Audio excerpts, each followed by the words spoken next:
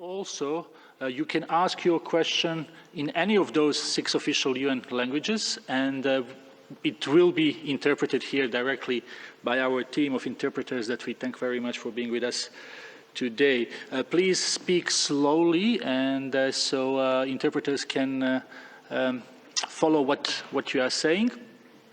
Then I will quickly translate question in English for all those who are watching us on our social media platforms, where we will not have a interpretation, and then we will have answers. So this is the first time we are trying. We are trying to promote to all countries around the world that this is something that we have from today. So hopefully in the future we will have journalists from every corner of the planet. So let's see how it works. I give the floor to Dr. Tedros.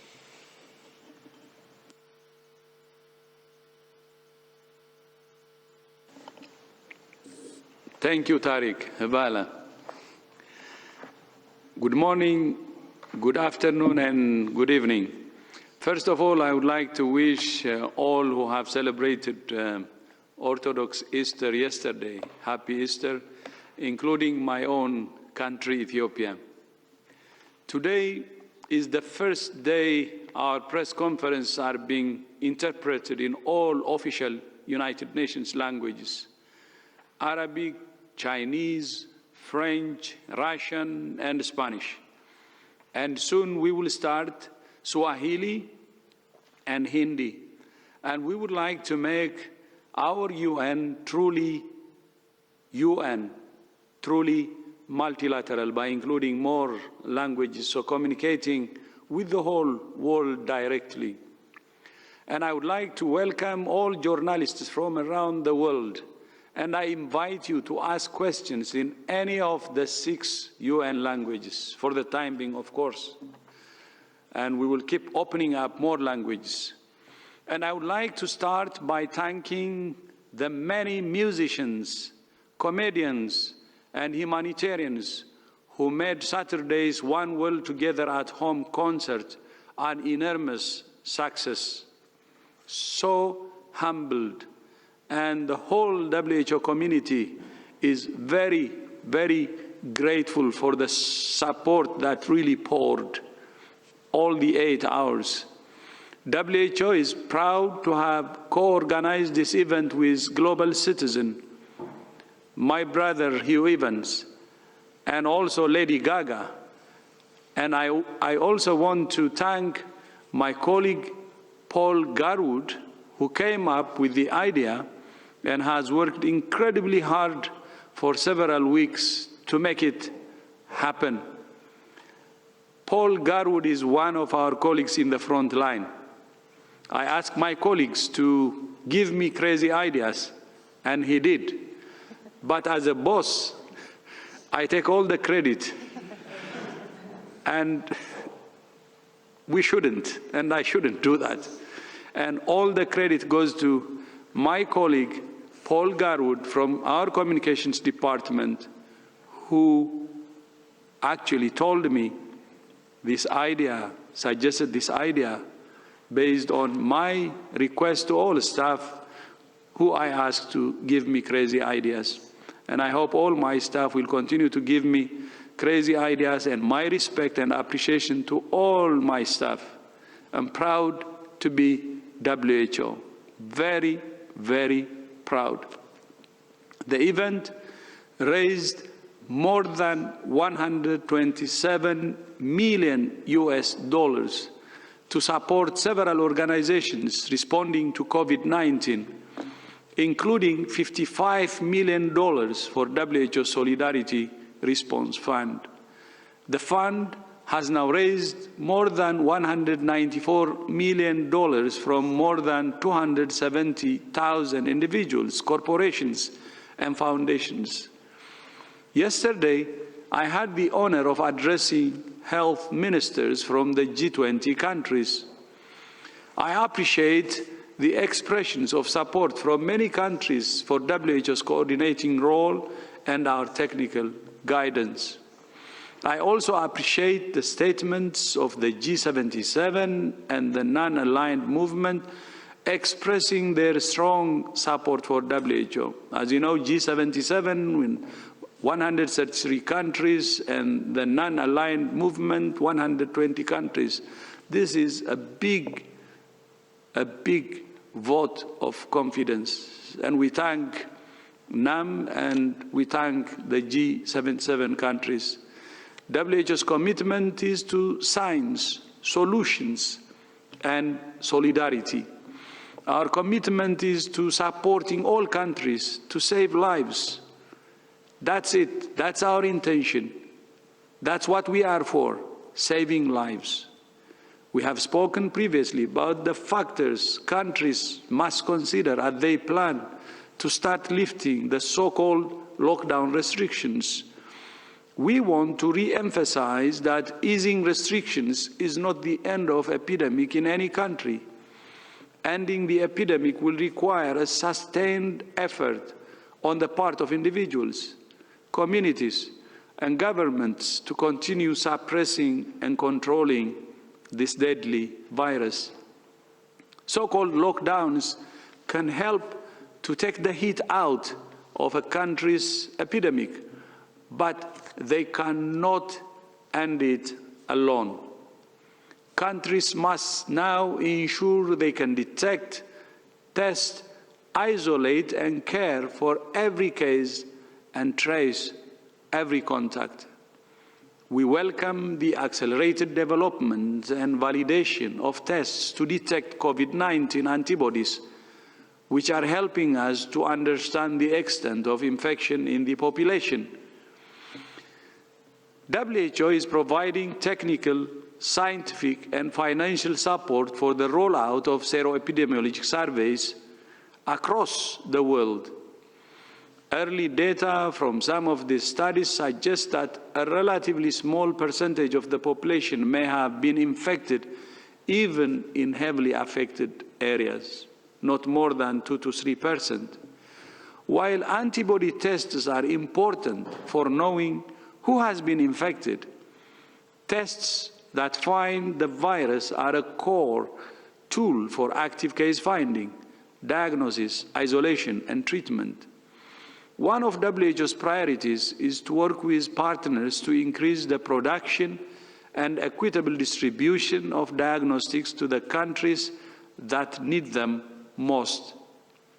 To achieve that, WHO has worked with FIND, the Foundation for Innovative New Diagnostics, and the Clinton Health Access Initiative to identify and validate 5 tests that have been validated and can be manufactured in large quantities.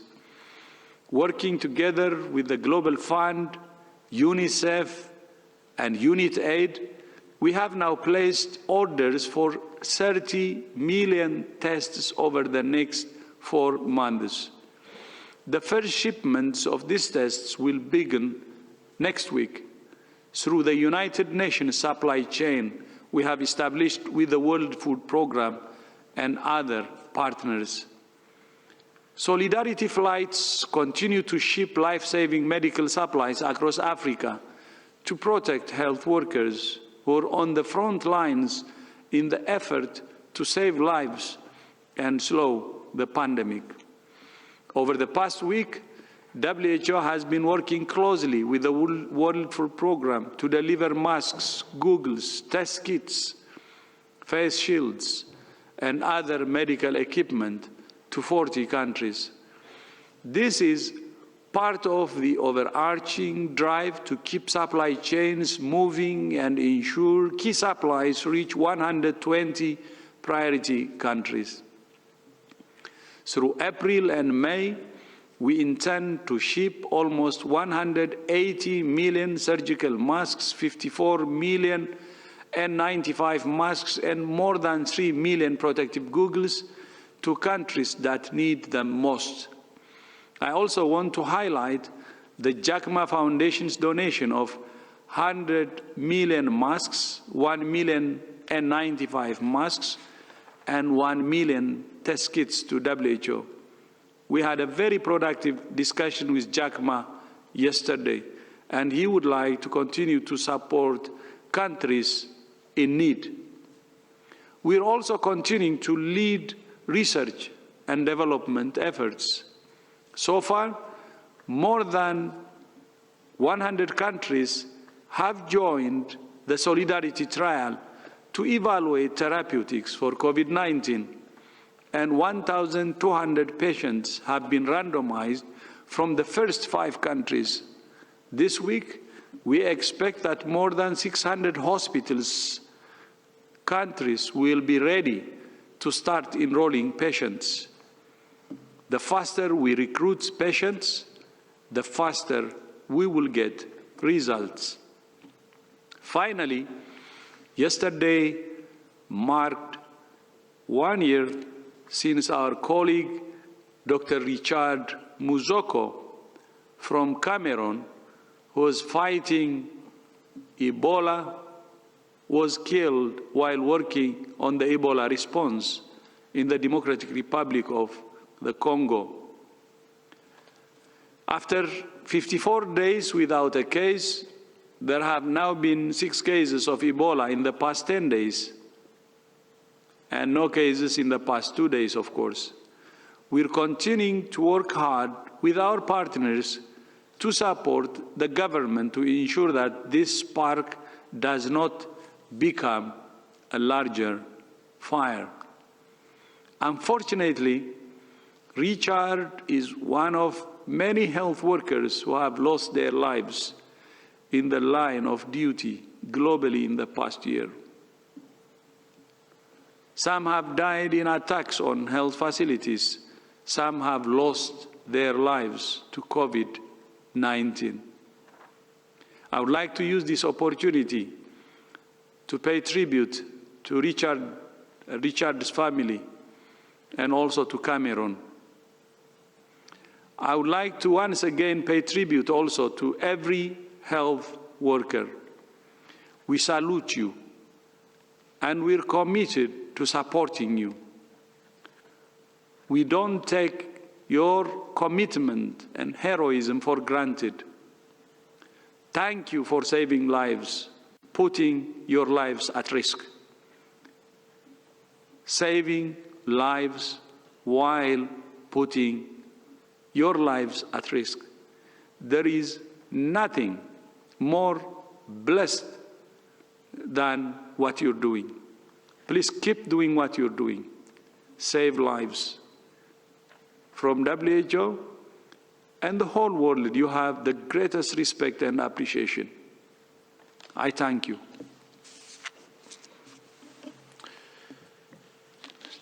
Thank you very much, Dr. Tedros.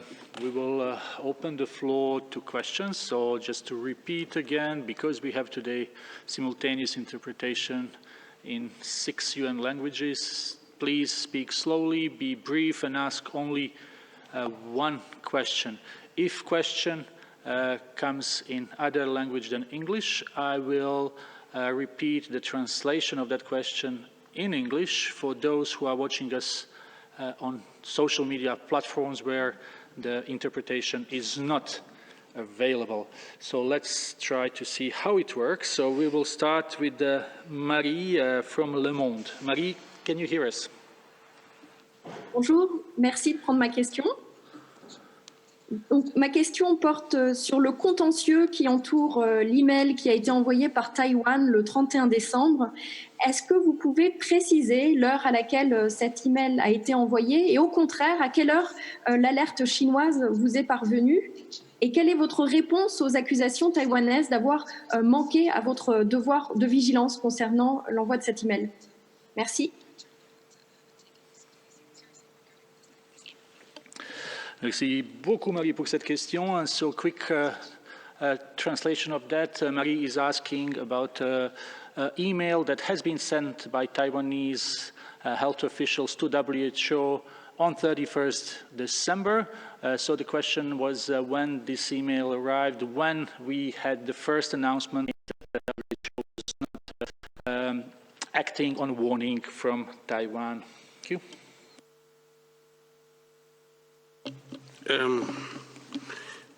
On the 31st of December, information on our epidemic intelligence from open source platform partners, ProMed, was received, indicating a signal of a cluster of pneumonia cases in China. That was from open sources from Wuhan. On the same day, we had a request from health authorities in Taiwan, and the message referred to news sources indicated at least 7 atypical pneumonia cases reported in Wuhan media, that the cases were not believed to be SARS, however, that the samples were still under investigation. The message requested, with great appreciation, if we had relevant information to share, with a thank you in advance for our attention to the matter. There was no reference made in that query to anything other than what had been previously reported in news media, and actually referred to a response from the Wuhan health authorities clarifying and confirming that the cases existed, the cluster existed, and obviously it turned out not to be SARS. So any SARS test done at that time would have been negative, as would have been influenza samples. Clusters of atypical pneumonia are not uncommon. There are millions of cases of atypical pneumonia around the world in any given year, and certainly in the middle of an influenza season, negative influenza tests may also have been found at that time. So from the perspective of the request we received from Taiwan, it was in line with other information that we had received from other sources, and the message through the iOS platform from ProMed actually had a lot more detail in it based on the news media report, and that request was actually sent immediately on the same day to our country office for follow-up with Chinese authorities. And on the 1st of January, we formally requested verification of the event under the IHR, which is a formal process of beyond any informal verification, which requires a response and requires an interaction from the member state. Under the IHR, member states are required to respond within 24 to 48 hours of any request from the WHO for clarification or verification of an event or a signal that we believe may be significant. That process continued, and on the 4th of January, WHO tweeted the existence of the event, and on the 5th of January provided detailed information on our epidemic or our emergencies information site, which is a site for all national focal points around the world. In every member state has a focal point for IHR, usually within the National Health Service, and all would have received a detailed report from WHO giving details on the event, and that would have included an IHR contact point for Taiwan. Taiwan has access to that site, as have other focal points and contact points around the world. On the same day, we would have actually put out our first disease outbreak news, which was a public explanation or a public report on the event, and the process continues after that. So we would obviously like to thank our colleagues in Taiwan for having shared an interesting report, for which we were receiving similar reports from other sources. At no point in the process of communication in this email that's been received was there any reference to human-to-human transmission or any other issue. It was purely requesting relevant information and thanking us in advance for our attention to the matter. So I hope that clears up that confusion. Thank you very much, Ryan. I hope this answers the question from Marie. Now we will go to Kim. Please, Dr. Tedros. So I think Mike answered it very well, but I just wanted to summarize. In its email on 31st December, one thing that has to be clear is the first email was not from Taiwan. Many other countries were asking for clarification. The first report came from Wuhan, from China itself. So Taiwan was only asking for clarification. And as some people were claiming Taiwan didn't report any human-to-human transmission. This has to be clear. They were asking for clarification like any other entity who wanted clarification. So we didn't receive the existence of human-to-human transmission from Taiwan on December 31. We have all the documentations, and the email we received from Taiwan is to get more clarification on the issue based on China's report. So the report first came from China. That's number one fact, from Wuhan itself. Second, the email from Taiwan, like other entities, was to ask for clarification, nothing else.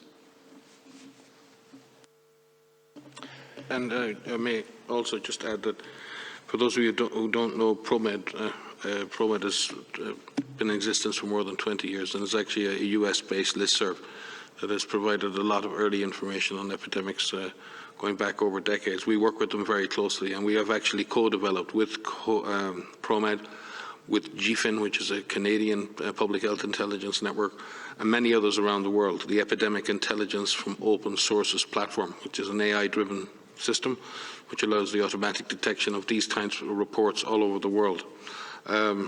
Our system picks up 7,000 signals, and we pick up those 7,000 signals a month from all around the world, and they all require verification and follow-up investigation.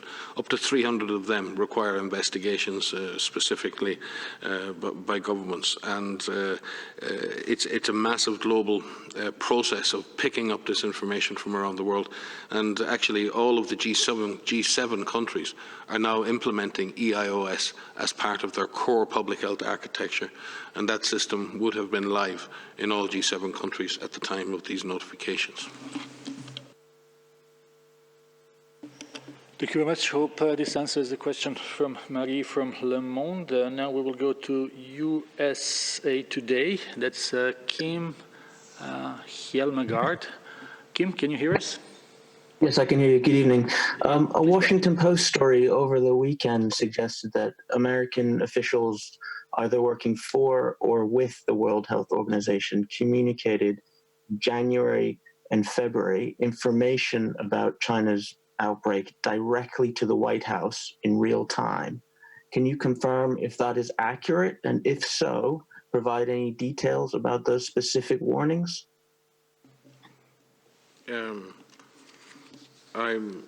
not aware of any specific communications between U.S. government officials or who are based here in WHO with ourselves and the White House. I am sure there were many warnings, because WHO itself was clearly putting out information on this event since the very beginning. I'd be surprised if there weren't some science-based discussions going on around the implications of this event. In fact, I'd be quite shocked if there weren't. But I do know, what I can tell you is that we, as WHO, since the 1st of January, and we've had 15 US government secondees embedded in our program specifically on COVID. Since that time as well, on Ebola, and going back into last year, but just since the 1st of January, 15 others. And we have 2 permanent US government secondees within our program. So in effect, there are many, many, many US government employees for whom we are extremely grateful, who work with us and have worked with us in the front line, in the trenches, in the back line, in our epidemic intelligence, in our verification, in our risk assessment, in our risk management, in our innovation.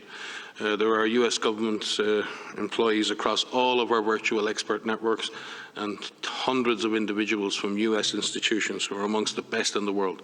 We are very grateful for US innovation, US knowledge, and superb officials who've joined us here over the months and over the years. I have served in the front line with some of the finest scientists that I've ever met, and they've been from places like the US CDC, from NIH, from the FDA and others. So we are hugely grateful for the contribution and the major contribution that embedded US government officials have played since the very beginning of this outbreak, fully embedded into our system here in Geneva. Thank you very much, Dr. Ryan. Hope this answers question from USA Today. Now we will try to go to Morocco, where we have Abdallah. Abdallah, can you hear us? نعم نعم. Please go ahead. مرحبا بك. هل تسمعوني؟ نعم. شكرا لكم على اختيار سؤالي.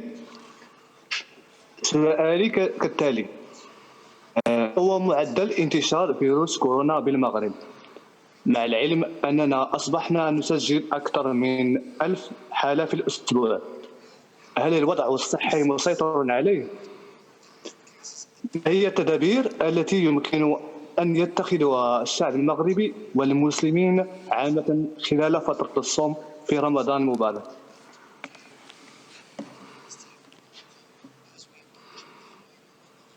شكرا لكم.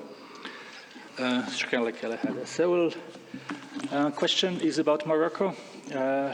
Morocco has a reported number of cases, more than 1,000. How WHO is helping Morocco, especially now as we come to the month of Ramadan? Assalamu alaikum.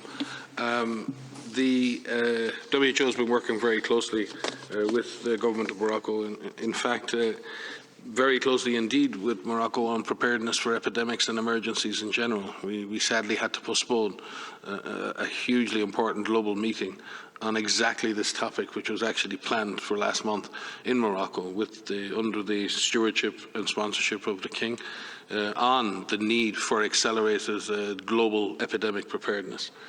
So we've been working extra closely with Morocco over a large number of months on the topic of epidemic preparedness. With regard to the response, our Eastern Mediterranean Regional Office based in Cairo has been working very closely with Morocco on diagnostic testing, on many other aspects of the response. With regard to the holy month of Ramadan, the Eastern Mediterranean Office, again in Cairo, has been providing global leadership across our organization in developing detailed guidance for authorities and for religious authorities on the safe implementation of Ramadan celebrations and Ramadan observances.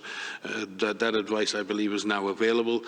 We also, through the EpiWin platform, through our network for information for epidemics, have engaged specifically with religious communities, and within that specifically with those of the Islamic faith, to work on how we can reduce risks and use the hugely valuable resource